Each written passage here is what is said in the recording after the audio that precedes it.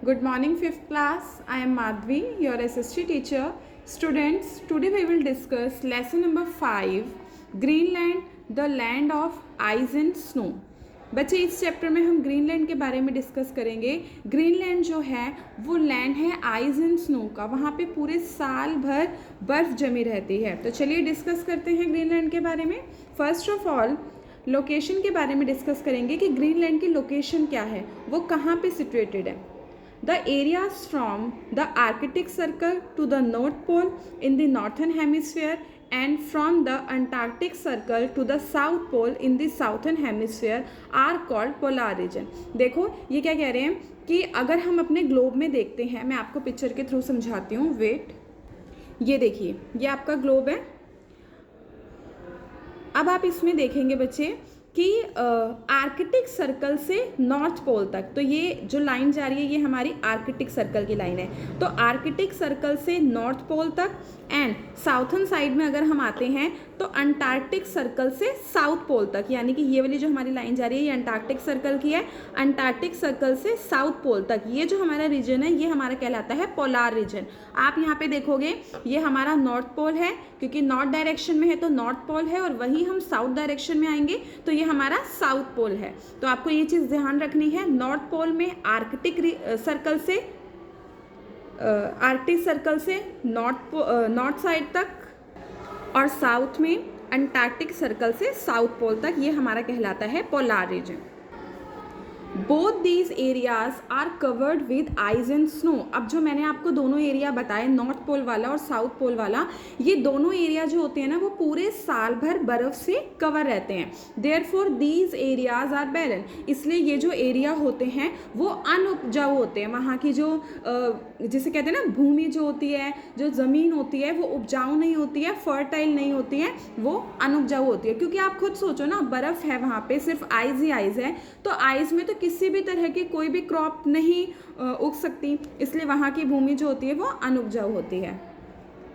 Greenland is a part of Denmark located between the Arctic and Atlantic ocean. Greenland जो है वो एक Denmark है, लोकेटेड है between Arctic and Atlantic ocean. जो हमारा आर्कटिक और अटलांटिक ओशियन है उनके बीच में सिचुएटेड है। It lies in the frigid zone of northern hemisphere.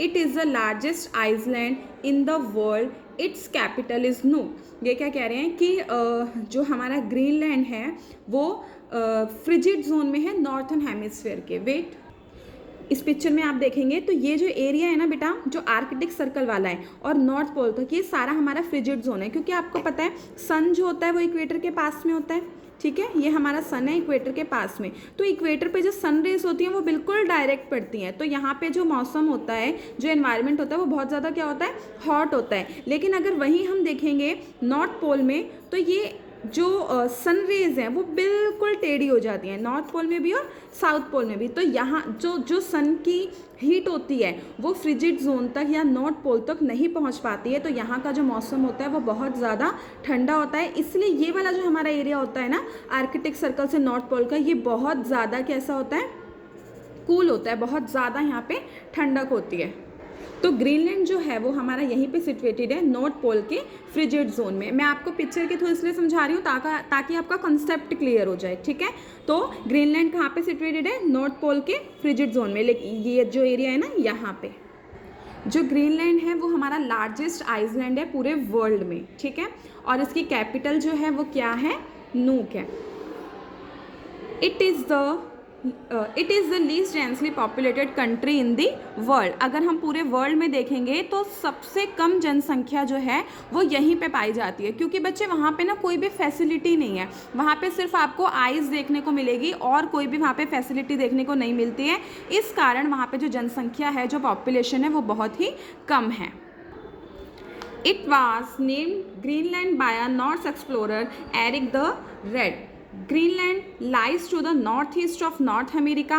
It is separated from the northern island of Canada by Baffin Bay of Baffin Strait. देखो ये क्या कह रहे हैं कि जो हमारा ग्रीनलैंड है, कि ग्रीनलैंड जो है वो हमारा नॉर्थ अमेरिका के नॉर्थ ईस्ट पार्ट में पड़ता है। अब देखो नॉर्थ ईस्ट कैसे आप समझोगे, मान लो ये हमारा नॉर्थ अमेरिका है, ठीक है। आपको अगर कोई भी लोकेशन ना समझ में आए ना, सबसे पहले आप डायरेक्शन लिखा करो, ठीक है। ईस्ट, वेस्ट, नॉर्थ और साउथ, ये हमारा नॉर्थ अमेरिका है। नॉर्थ देखो, अब इन्होंने बोला है नॉर्थ अमेरिका के नॉर्थ ईस्ट डायरेक्शन में है, तो यहाँ पे देखो आप नॉर्थ और ये रहा ईस्ट, तो यहाँ पे सिचुएटेड है ग्रीनलैंड नॉर्थ अमेरिका के, ठीक है।